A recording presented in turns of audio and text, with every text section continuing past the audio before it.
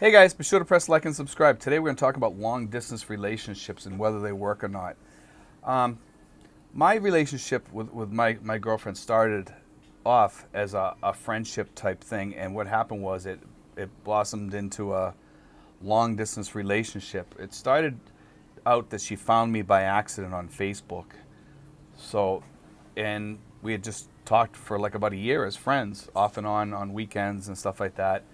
And at the end of that year, I found myself going through a breakup with my girlfriend, and she was my fiance too. And I broke off with her because of just some disagreements. And what happened is right after I broke off with her, I was still talking to this girl, and we ended up um, getting into a more serious relationship. And I had told her at the beginning, I says, listen, I says, if we get together, I'm not gonna be able to be with you for at least 3 years. I says, because I'm saving to retire at 55, and I explained to her the whole situation that I'm saving, and she says, okay. So I figured, hey, what do I get to lose? Because I'm not gonna be in any relationships during that time anyway. So I mean, like, what does it really matter? You know, like, it just didn't matter. So anyway, we chatted during that 3 years. We got along really, really good, and it ended up working out really decent. You know, and after the 3 years, I came over here, and what happened was we met at the airport, and it was just like we had been together all our lives, and you know, we've been together since. So I'm coming up on actually over 3 years now. We've been together, you know, together, and 3 years before that. So 6 years in total, 7 years if you include the friendship part of it. You know, so it's about 7 years total we've been together.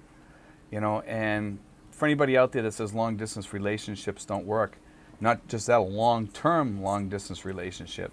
If anybody tells you that they don't work, tell them to come see me, because it's simply not true. You know, and I see a lot of other people over here that have also gone through the same thing. They've met online somehow, and it's pretty easy to meet a Filipino online. I'm sure you can go on Facebook and talk to people, you know, places like that. You can go on dating sites too. Some people do. It does work through dating sites. I don't recommend dating sites. I just don't see that they're worth it that much, because some of them are pretty high priced. But you can look on them. You know, it ain't gonna hurt. You know, try it for a month and see if you can find somebody on there.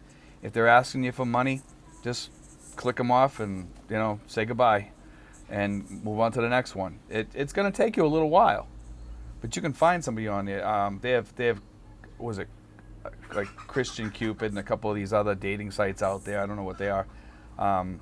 But there's a whole bunch of Filipino dating sites you can go on, and you'll have no problem finding people on there. But you have to weed through all the scammers. Some people will say all of them are scammers.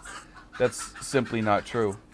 We got a little chicken down back there or something. I think the dog's chasing after it. But anyway, so that's the deal. You know, like with them, you have to really weed them out and figure out what's right for you, and whether it's going to work. You know, and then you have to find out if you're compatible. And that's the next part of it. You know, and all these girls, a lot of them are just going to be trying to work you over for money, and usually they're going to hit you up for money within the first day. If they don't hit you up for money by the third day, usually they're pretty decent. You know, if they hit you for money then say goodbye to them again. You know what I mean? Because I mean, everybody over here is basically poor. Majority of people, not all of them. I mean, some of these girls do have jobs. If they have a job and they're hitting you up for money, then there's something going on. You know, and don't trust them, because you shouldn't have to be sending these girls any money. You shouldn't have to. No girl should be hitting you up for money when you're just getting to know her. None of them. So don't think like you're doing them a favor because they're poor or something like that. They just shouldn't. It's just proper etiquette not to hit you up for money. And some of those dating sites, they're told not to hit you up for money, and also they tell you if they hit you up for money, just let them go. Okay, so just be careful as far as stuff like that goes, because you don't want to be sending these girls all kinds of money, and save your money. Save your money for when you come over here, guys. You know, save your money. Even if you're gonna get married over here and take the girl back or whatever, which I don't recommend. I recommend keeping the girl over here.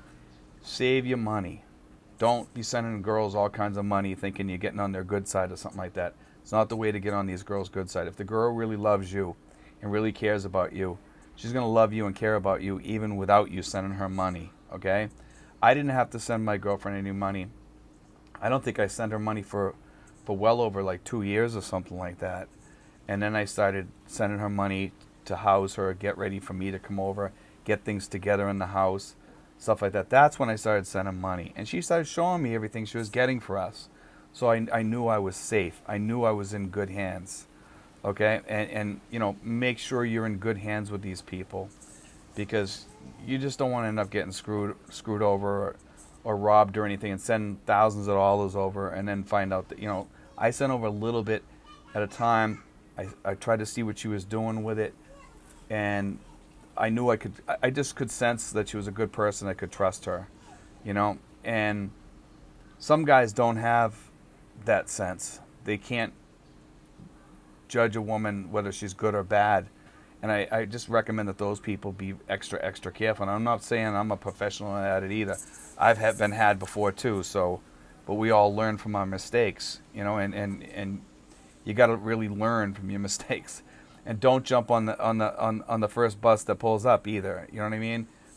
So by that I mean, if the first girl that you're talking to, she seems pretty decent, maybe she will be the right one. But talk to other ones too and see what happens and see where it goes with the other ones, and then make a decision and see where it goes with the money issue, whether they're hitting you up for money or whatever, you know. But once you start talking to them, you know, if you're not going to retire for 2 or 3 years or whatever, and you're just saving your money to come over here, guys, what I say to you is, don't worry about it. You got 3 years to come over here. If it doesn't work out, it doesn't work out. You know, you can find somebody when you get over here. It'll be fine. You'll be okay.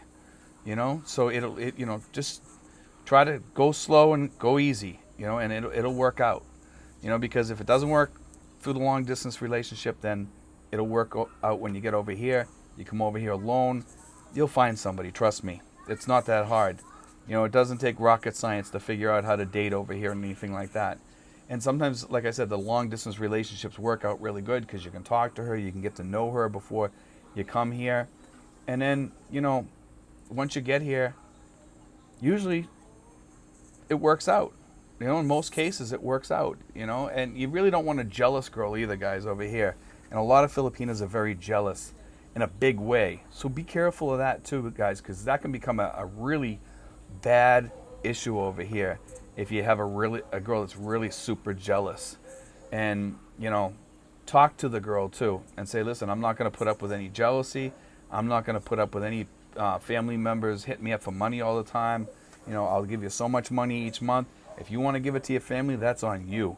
You know, but I don't want you hitting me up for money every month for your family, because a lot of these girls, that's what they're about. They come from a poor family. People have more kids because it's more money coming in when they go out to work or whatever. They're going to throw more money at home, so they have 8 to 10 kids because of that. And you know, if you end up marrying one of those kids in that family, they're going to want to support their mom and their dad and their brothers and sisters and stuff if they're poor too. And they're going to come to you and hit you up for money. So get that straight with a girl right away from the get-go. And sometimes it's best to find a girl that doesn't have a huge family. Those are the ones that really work out the best. You know, the ones that don't have a big family. But the problem is in the Philippines, most people come from a family that has at least 3 to 4 kids, at least, if not more in some cases. So, I mean, just like I said, guys, take it slow, take it easy, and long-distance relationships do work. Don't let anybody tell you anything different, because it's simply not true, you know. And long-term relationships work also. So both of those, you'll be fine with, guys. You know, and like I said, if it doesn't work, the worst case scenario is if you're coming over here, you meet somebody when you get here. You know, that's the way you have to look at things, guys. You have to think outside the box all the time.